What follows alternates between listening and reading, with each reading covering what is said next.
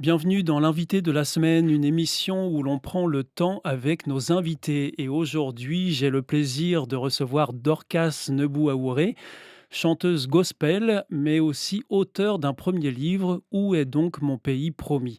Dorcas, merci d'être avec nous. Bonjour. Bonjour Stéphane, merci beaucoup de m'accueillir sur ce plateau. C'est un vrai plaisir de vous recevoir. Où est donc mon pays promis? C'est un ouvrage dans lequel vous racontez votre parcours marqué par la maladie de votre fils, Roman, Oui, polyhandicapé, puis par son décès à l'âge de 10 ans. Alors, je vous propose qu'on en prenne le temps de revenir ensemble sur votre histoire. d'accord. Dorcas, dans votre livre, vous nous faites entrer dans votre intimité, dans votre vie de maman, hein, Oui, de manière assez simple et puis sincère. Et puis quand votre fils, Roman naît, le second, hein, oui, c'est ça. Mhm. là, la vie va basculer très vite. Et est-ce que vous pouvez nous ramener, à ce moment-là? Alors, peut-être que c'est pas toujours facile de le faire pour vous, mais est-ce que vous pouvez nous ramener à ce moment-là et notamment quand vous découvrez, ce qui se passe, dans quel état vous êtes, comment vous ressentez, tout ça? Oui, alors oui, la vie va basculer. Notre fils va arriver en 2012 et le 10 septembre, à la veille de son premier mois, Roman fait une hémorragie cérébrale de grade 4. Alors, au début, je ne sais pas ce que c'est. Je suis à la maison en congé maternité avec mon grand qui a 3 ans et Roman qui vient tout juste de naître. Et Roman se met à convulser à la maison. Et donc très rapidement, le SAMU arrive, les pompiers et puis il est emmené tout de suite à Necker et c'est là que tout commence en fait. C'est là qu'on nous dit qu'il fait une hémorragie cérébrale de grade 4, que c'est très grave, qu'il y a un handicap, possible. Quand j'entends toutes ces choses, je suis sous le choc. Je ne comprends pas vraiment ce qui se passe. J'entends ces paroles, des médecins, je vois ces blouses blanches, je vois tout le monde un petit peu, hem, inquiet, je le vois, mais je ne comprends pas vraiment ce qui se passe. Moi, tout ce que je vois, c'est mon petit garçon, de même pas un mois qui est branché à toutes ces machines et oui, c'est le choc parce qu'on comprend à ce moment-là que notre vie, elle va plus être la même. Parce que finalement, il va avoir de graves séquelles. Finalement, il va avoir de graves séquelles. Roman va rentrer à la maison quand il a 9 mois.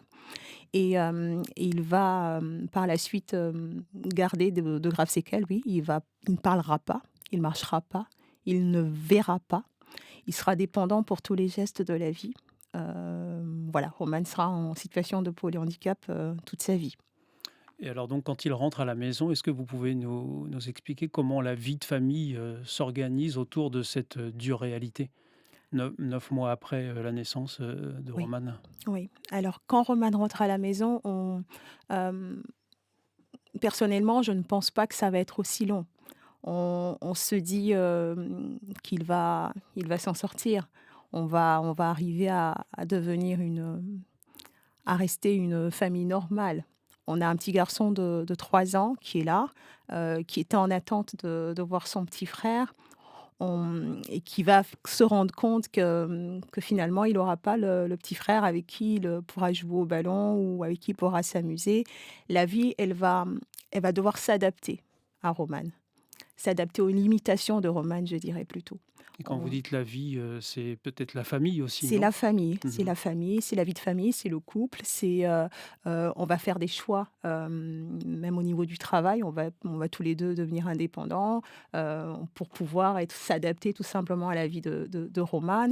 On va déménager parce que les soins de Roman nécessitent des appareillages qui prennent un petit peu toute la place dans tout l'appartement et puis finalement on prend une maison pour pouvoir avoir plus grand, pour pouvoir, s'occuper de Roman au quotidien. Donc toute notre vie en fait va être rythmé au rythme de la vie de Roman, tout simplement. Il prend toute la place, oui. Et alors donc, comment est-ce qu'il évolue, Roman, au fil des années?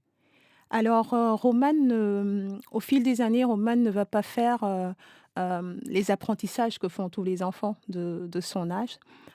Il va garder, au niveau moteur, Roman va juste arriver à s'asseoir et c'est la seule chose qu'il arrivera à acquérir en mobilité. Il est en fauteuil roulant, il est dépendant pour tous les gestes de la vie, il ne marche pas, il ne parle pas comme j'ai pu le dire et surtout il ne voit pas. Il a une cécité corticale qui fait que son cerveau ne sait pas analyser ce que ses yeux voient.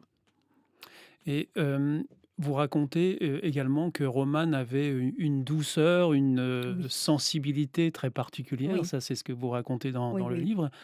Et alors donc, si, je vous demande, quelle image ou quel geste, vous gardez en souvenir, qui peut, le résumer?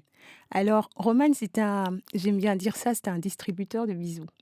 Roman, il avait beaucoup de tendresse, il aimait les câlins, il aimait les bisous. Il avait un sourire qui était là, qui illuminait toute la maison. C'était un garçon très souriant, qui avait énormément de résilience, il était toujours joyeux et c'était aussi un mélomane. Il aimait beaucoup la musique, à chaque fois que j'étais en train de composer, quand je composais des chants, quand je chantais, il était à mes côtés dans son fauteuil. Il tapait des mains, voilà, c'était un garçon qui avait beaucoup, beaucoup de joie et qui le partageait très, très bien autour de lui.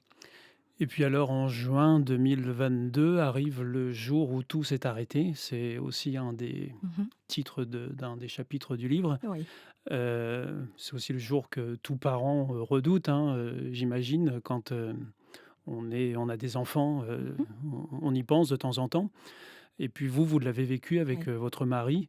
Est-ce que vous pouvez nous dire, quelques mots, bah, comment ça se passe, et qu'est-ce qui se passe dans les têtes? Qu'est-ce qui se passe dans la famille? C'est un impact, vraiment très fort. Alors c'est un impact très fort. C'est un choc. On ne s'attend pas à ce qu'on s on enfin, c'est pas naturel pour un parent d'enterrer son enfant. Ce n'est pas quelque chose que j'imaginais, c'est un choc total. On a l'impression que le sol se dérobe sous nos pieds. On ne comprend plus, d'autant plus qu'on a la foi. Alors, j'espérais, je croyais que Dieu allait guérir mon fils. C'était pas juste, une pensée comme ça positive que j'avais, c'était vraiment quelque chose ancré en moi. J'étais persuadée que Dieu n'allait pas nous laisser dans cet état-là, que Dieu allait guérir Roman et donc quand Roman décède, il on ne comprend pas, Mmh. tout simplement, de l'incompréhension totale. Et puis, dans le livre, vous expliquez que vous avez un réflexe un peu inattendu à ce moment-là, quand vous apprenez le décès de votre fils et vous écrivez que ce que vous allez faire, c'est un geste d'amour. Est-ce que vous pouvez nous en parler? Alors ce geste d'amour-là, oui, je peux en parler. Hem, quand j'arrive à l'hôpital pour voir mon fils, après son décès, on me demande si je souhaite lui faire, sa toilette et j'ai ma belle-mère qui est à côté qui me dit: «Tu es sûre Dorcas? Tu es sûre que voilà, c'est trop dur, tu devrais pas le faire?» et là je le ressens au fond de moi que je dois le faire. C'est pas un devoir, c'est de l'amour, en fait, à ce moment-là et je demande à lui faire sa dernière toilette. Je prends soin de son corps, je le coiffe, je l'habille, je le rends beau et c'était ma façon d'honorer mon fils à ce moment-là. Ta vie, mon enfant, a été tel un éclair, si courte et pourtant si intense sur cette terre. Pourquoi tu n'es plus là auprès de moi? Je n'aurai peut-être jamais de réponse ici-bas. À jamais, mon enfant, tu manqueras à nos vies. Ton rire à nos oreilles était une si belle mélodie. Pourquoi je ne peux plus te serrer dans mes bras? Je n'aurai peut-être jamais de réponse ici-bas. Chaque matin, mon enfant, ton chant me réveillait. Tes baisers baiser sur ma joue et mon cœur se réchauffer. Pourquoi je ne peux plus entendre ta voix? Je n'aurai peut-être jamais de réponse ici-bas, mais je sais où tu es maintenant. Oui, je sais où tu es maintenant. Tu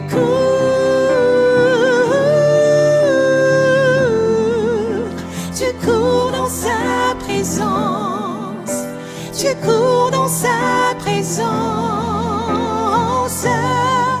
tu cours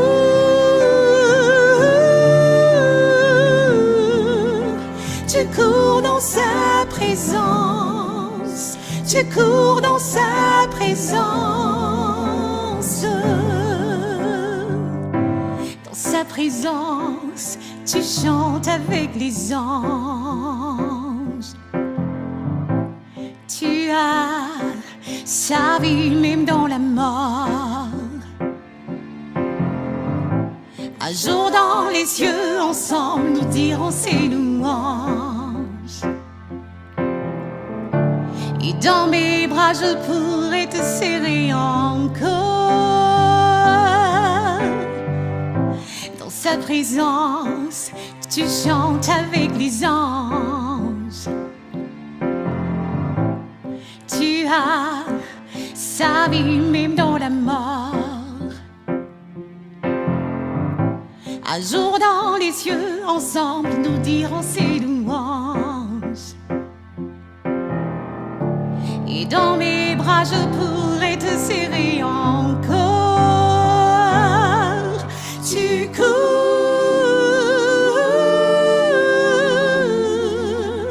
Tu cours dans sa présence, tu cours dans sa présence, tu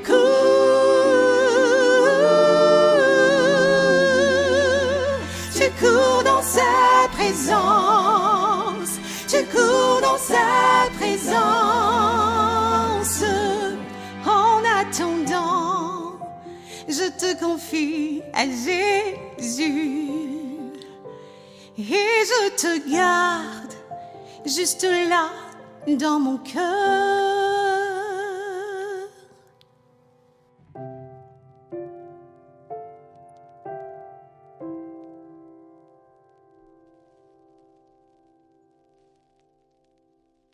C'est l'invité de la semaine et aujourd'hui je reçois Dorcas Nebou-Aouré, auteur d'un ouvrage intitulé « Où est donc mon pays promis ?» Vous êtes aussi chanteuse gospel depuis de nombreuses années, Dorcas, et nous venons d'écouter un extrait de votre album « Ma paix » et c'était « Tu cours dans sa présence », un morceau que vous avez écrit juste après le départ de Romane. Oui. Est-ce que vous pouvez nous dire ce que ça vous inspire quand vous réécoutez ce morceau, cette chanson? Il y a énormément d'émotions. Il y a autant, comment dire, je ressens de la tristesse parce que mon fils n'est plus là, mais il y a énormément d'espérance aussi dans les paroles de ce chant, parce que, en effet, je sais où il est maintenant, je sais qu'il est auprès du Père et je sais qu'il court dans sa présence. Donc c'est un sentiment de joie malgré tout et d'espérance, mais il y a de la tristesse de ne plus avoir mon enfant auprès de moi. Alors justement, cette dimension de la foi dans votre livre est très présente. Mmh. On sent quand on lit votre livre qu'il y a toute une dimension, un combat intérieur Mmh. qui va intervenir à un moment donné. Vous l'avez évoqué tout à l'heure, vous disiez que oui, vous aviez la foi et que vous attendiez en quelque sorte à un miracle de la part de Dieu. Est-ce que vous pouvez nous dire à quel moment cette foi vous est venue dans Alors, votre parcours de vie? dans mon parcours de vie, je suis née dans une famille chrétienne et depuis toute petite, on m'a parlé de Jésus. Et, et mes parents avaient la foi, ils nous l'ont transmis à mes frères et sœurs dès notre jeune âge. Je rencontre le Seigneur Jésus je dis rencontre, lorsque j'ai 13 ans à peu près. Parce qu'on vit 3 ans auparavant, il y a une séparation, qui se passe dans ma famille où mon père et mon frère partent vivre, en France pendant que ma mère, mes sœurs et moi, nous restons en Côte d'Ivoire et je ne verrai pas mon père pendant 7 ans et hem et ça craint un vide au fond de moi, voilà, j'ai besoin vraiment d'un père et c'est à ce moment-là que je me tourne vers Dieu et que je le découvre. C'est ce manque le fait de ne pas avoir mon père de présent, qui me fait me tourner vers Dieu et là, je le rencontre vraiment. Je sais qu'il m'aime, je sais qu'il a le regard vers moi, qui me porte et je lui donne ma vie simplement à 13 ans. Et à 15 ans, je décide de prendre à 14 ans même, je crois, je décide de prendre le baptême et de commencer à cheminer avec le Seigneur Jésus. Et donc ça vous suit. Et ça me suit toute Mmh. ma vie. Mais alors, la question qu'on peut se poser, c'est au moment de l'accident, cérébral de votre fils, comment est-ce que vous vivez votre foi à ce moment-là?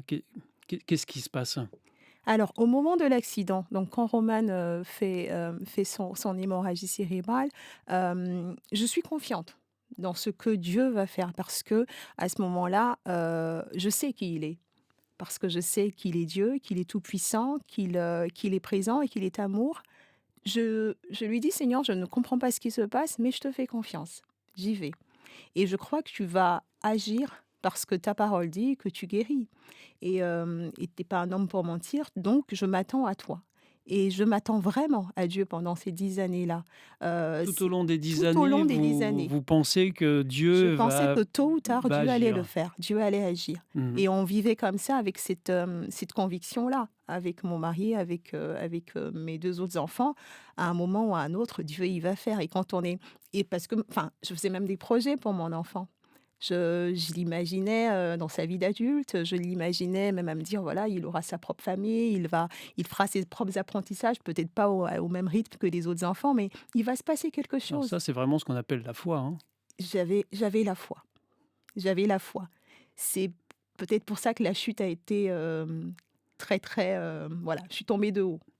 Parce que, vous écrivez aussi dans le livre, un peu plus loin, un peu plus tard, que vous êtes senti trahi par Dieu. Oui, Vous lui en voulez à Dieu? je lui en voulais à Dieu, mais vraiment.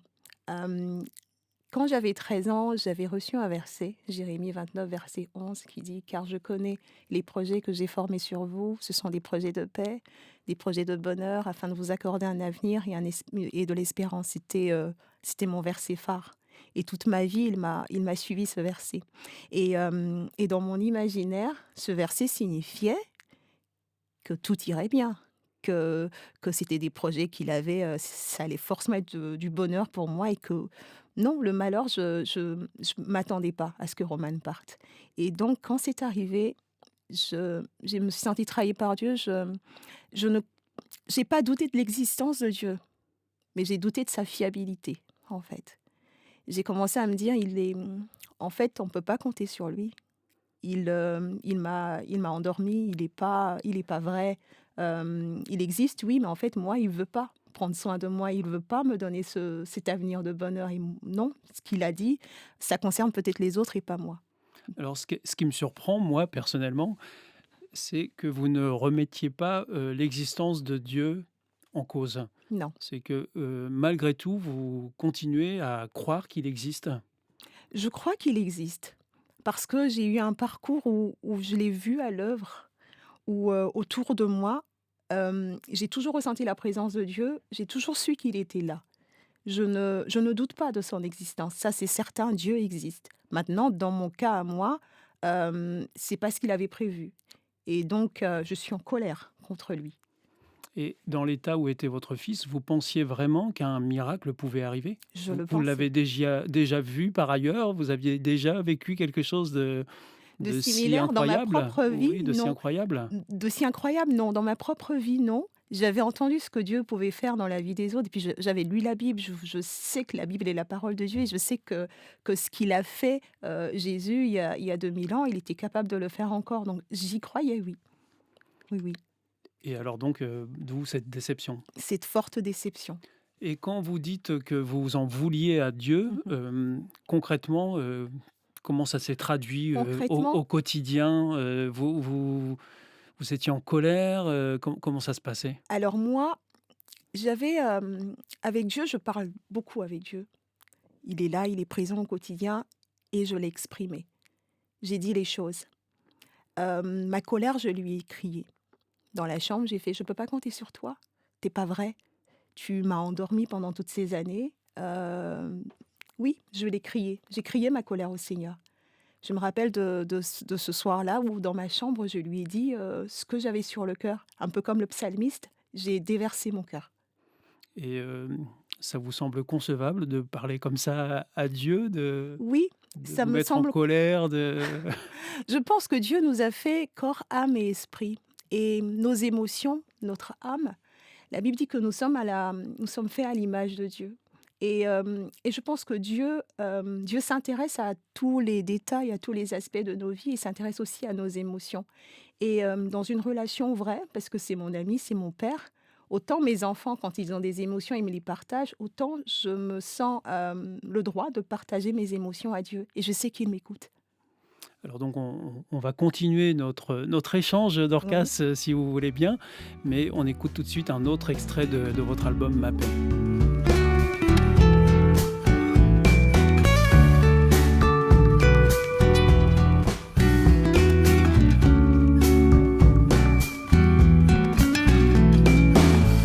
Tu peux cette situation changer et de ta main puissante sauver.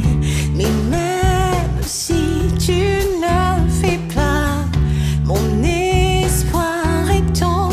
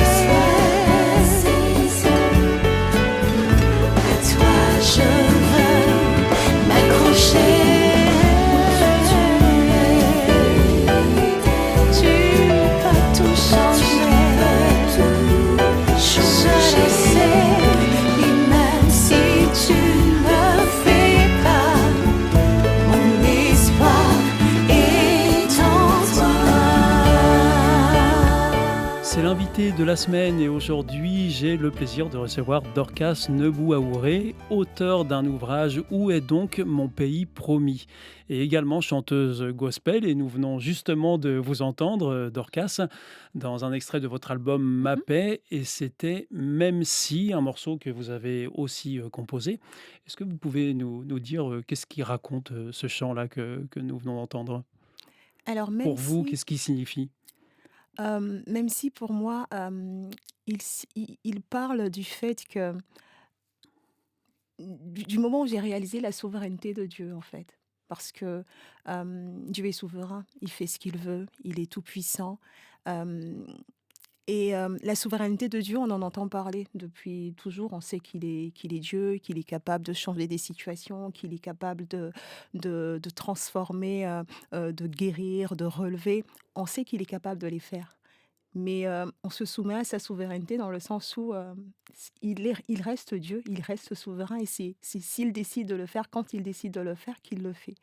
Et même si c'est un chant que j'ai écrit alors que j'ai réalisé ces choses et je me disais: «Seigneur, je sais que tu es capable de changer la situation, je sais que tu es capable de restaurer, je sais que tu es capable de guérir, mais même si tu ne le fais pas, je continuerai à te louer, je continuerai à t'adorer parce que tu es tout pour moi». Et et tout à l'heure, je parlais du fait que dans ma chambre, je disais à Dieu ce que je ressentais, ma colère et toutes ces choses-là.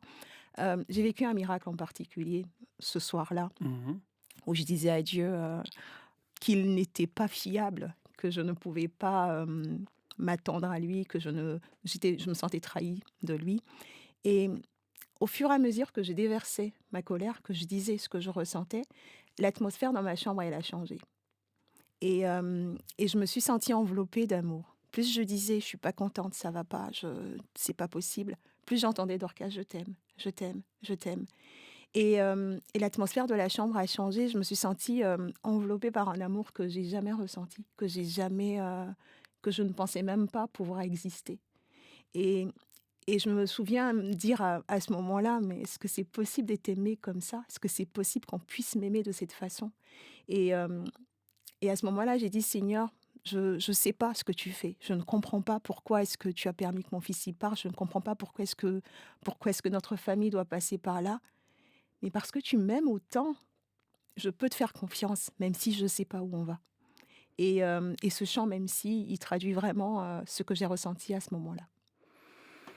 Alors Dorcas, si nous nous en tenions à ce que vous nous avez raconté jusqu'à maintenant, on pourrait penser que votre témoignage de vie est un peu un parcours de ruines et de douleur.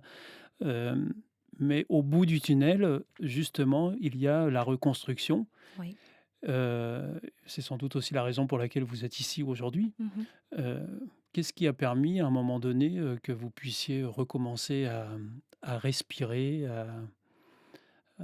à refaire confiance en Dieu peut-être? Alors, comme j'ai dit, j'ai recommencé à faire confiance en Dieu quand j'ai compris à quel point il m'aimait. C'est Quand c'est j'ai c'est ce trouvé passage en ce particulier passage en qui a été particulier déterminant? a été déterminant parce que j'ai découvert le cœur du Père à ce moment-là. Et à ce moment-là, j'ai recommencé à croire, que quelque chose, pouvait ressortir de ce que je vivais là. Et ça n'a pas été tout rose, hein. Ça a été, des montagnes russes d'émotions, de sentiments, de plein de choses que je ne mais le fait de savoir qui il est m'a permis de tenir. Parce que il ne change pas et il est amour, il est il est il est juste, il est bon et parce que je sais qui il est, je peux lui faire confiance et aller de l'avant, même si je ne sais pas ce qui se passe. Donc c'est vraiment la relation que j'ai avec Jésus, le fait de savoir qui il est, le fait de savoir qu'il m'aime, qui m'a permis de tenir et d'avancer. Et alors vous l'avez dit, hein, ce sont des montagnes russes un Oui, peu émotionnelles, oui. on le comprend, Mmh. fort bien. Mais alors quand vous êtes un peu dans le creux là, qu'est-ce qui peut vous aider dans votre quotidien? C'est quoi? C'est une parole, une prière? Comment est-ce que vous gérez Alors, ça? les promesses de Dieu, elles sont pour nous. Hem, Tout se trouve dans la parole de Dieu. Et hem et j'aime à dire que, le Seigneur, enfin la Bible a il y a vraiment toutes les ressources dont on a besoin pour avancer, et ses promesses, elles sont pour nous, et le Seigneur Jésus, même lorsqu'il a été tenté dans le désert, il a dit: «Il est écrit», lorsque le diable venait vers lui pour le tenter, et tout se trouve dans la parole de Dieu. Il est écrit pour chacune des circonstances, par lesquelles on peut passer. Et voilà, moi, ma force, je la trouve dans le fait d'aller simplement regarder ce qui est écrit pour moi. Donc en fait, vous lisez la Bible Je lis la quand vous Bible, vous je sentez, me rappelle des promesses de Dieu. hein, C'est c'est un travail de ruminant, de se rappeler de ce que Dieu a fait, de se rappeler de ce que Dieu a dit, parce qu'on sait qui il est, on sait que ses promesses, elles sont vraies et qu'on peut lui faire confiance. mais Alors alors c'est pas toujours facile, forcément. Il y a des jours où, je vais pas dire que c'est rose tous les jours, il y a des jours où je pleure. Pas plus tard qu'hier, ça a été une journée très, très difficile pour moi en particulier, mais la Bible dit aussi que le Seigneur, il recueille nos larmes. Voilà, donc je peux venir auprès de lui, je peux pleurer. Je sais qu'il se tient à mes côtés, je sais qu'il prend soin de moi, même si je ne comprends pas ce qui se passe, sa présence est là au quotidien, et et il m'aide à grimper la montagne, il est présent. alors expliquez-moi rapidement, hein, comment est-ce que dans un livre comme, la Bible, qui est très ancien, hein, qui plus de 2000 ans, hem, donc qui raconte des histoires très anciennes, vous arrivez à y retrouver, quelque chose d'actuel dans votre quotidien, dans votre douleur, dans votre souffrance? Alors, la Bible, c'est la parole de Dieu, la Bible, c'est la vérité. La Bible, c'est un livre qui a été écrit, inspiré par Dieu, c'est la parole de Dieu. C'est Et donc il y a toutes les ressources dont j'ai besoin, dont vous avez besoin, dont Aujourd'hui chacun d'entre nous encore, vous y aujourd'hui trouvez encore, votre compte? la parole est vivante. Mmh. Oui, oui, oui, je trouve tout ce dont j'ai besoin dans la Bible. Et puis alors, Dorcas, il y a ce titre aussi dont on n'a pas encore parlé. Où est donc mon pays promis? Oui. Alors, est-ce que vous pouvez l'évoquer là, à ce micro, ce titre, Ce de titre: ce «Où est livre? donc mon pays promis?» Tout à l'heure, je disais que j'avais reçu un verset quand j'étais jeune: «Car je connais les projets que j'ai pour vous. Ce sont des projets de paix, Mmh. de bonheur.» Hem Et dans mon imaginaire, pour moi, voilà, Dieu me promettait quelque chose hem, une joie, une paix, une vie, linéaire sans difficulté, et et j'attendais un pays promis, un petit peu comme les Israélites, voilà, j'attendais ce pays promis-là, et et ce titre, en fait, il explique simplement ce que j'ai découvert au travers de l'épreuve, ce que j'ai découvert au travers de la perte de mon fils, et ce que chacun d'entre nous peut découvrir, parce qu'un deuil, il n'y a pas juste la perte d'un être cher. Les deuils, on en vit à bien des niveaux. On peut perdre une relation, on peut perdre un travail, voilà, on vit des deuils. Notre vie est ponctuée de plusieurs deuils qu'on peut vivre au quotidien. Et il y a une chose qui, par contre, ne change pas, c'est la présence de Dieu, la présence de Jésus qui nous porte, qui nous mène plus loin. Et moi, j'ai découvert en fait que mon pays promis, en fait, c'est Jésus. C'est sa présence au quotidien qui me porte. Il ne me promet pas une vie sans difficulté. Il ne promet pas une vie sans douleur. Mais ce qu'il promet, c'est sa présence. Et il m'aide à traverser les difficultés de la vie. Alors enfin, Dorcas, nous arrivons déjà à la fin de cette émission. Le temps passe vite parfois, Oui. hein. Si quelqu'un nous écoute là aujourd'hui et que cette même personne traverse, et bah, justement une épreuve qui pense insurmontable, Mhm. heu, qu'est-ce que vous avez envie de lui dire à cette personne? J'ai juste envie de lui dire une chose qui pour moi est la plus importante, c'est que Jésus vous aime, tout simplement. Jésus est présent. Jésus s'intéresse à nous. Jésus a ce regard porté vers nous. Il a ce cœur de père qui est déployé. Il y a un amour incroyable auprès de Jésus, et il est celui qui veut vous aider à aller de l'avant, à, hum, à traverser ces situations difficiles. Il est, il nous porte. Et c'est vraiment un cadeau. On arrive bientôt à Noël, on parle de Jésus, que c'est la commémoration de l'arrivée de Jésus dans le monde. Oui, c'est un cadeau que le Père nous a donné. la promesse s'est faite chair. Jésus est venu pour sauver. Jésus est venu pour apporter la vie et la vie en abondance. Même si on passe par des difficultés, par des douleurs, par des choses qu'on ne comprend pas, on peut aller de l'avant. Les déserts peuvent refleurir parce qu'il est présent et qu'il nous porte. Et ses promesses sont vraies pour nous. Voilà. Alors j'aurais presque envie de me taire là et de ne plus rien ajouter, d'arrêter là, Dorcas. En tout cas, je veux vous remercier pour ce témoignage que vous êtes venu livrer à Mhm. ce micro, et puis pour cette lumière finalement qui transparaît à travers ce vécu que vous avez exprimé. J'ai quand même une dernière question. Mhm. Votre livre, où est donc mon pays promis? Où est-ce qu'on peut le trouver? Alors, où est donc mon pays promis est disponible sur Amazon aujourd'hui. Voilà, Voilà, tout simplement. donc c'est très facile de le C'est trouver. très facile de le trouver. Et alors donc, si vous aussi, qui nous suivez, vous traversez un moment difficile et que vous avez besoin d'aide, n'hésitez pas à nous adresser un message et à nous le faire savoir. Dorcas, merci encore de votre présence. Merci beaucoup, Stéphane. C'était l'invité de la semaine. Nous étions en compagnie de Dorcas Nebou Aouré, auteur de l'ouvrage « Où est donc mon pays promis ?»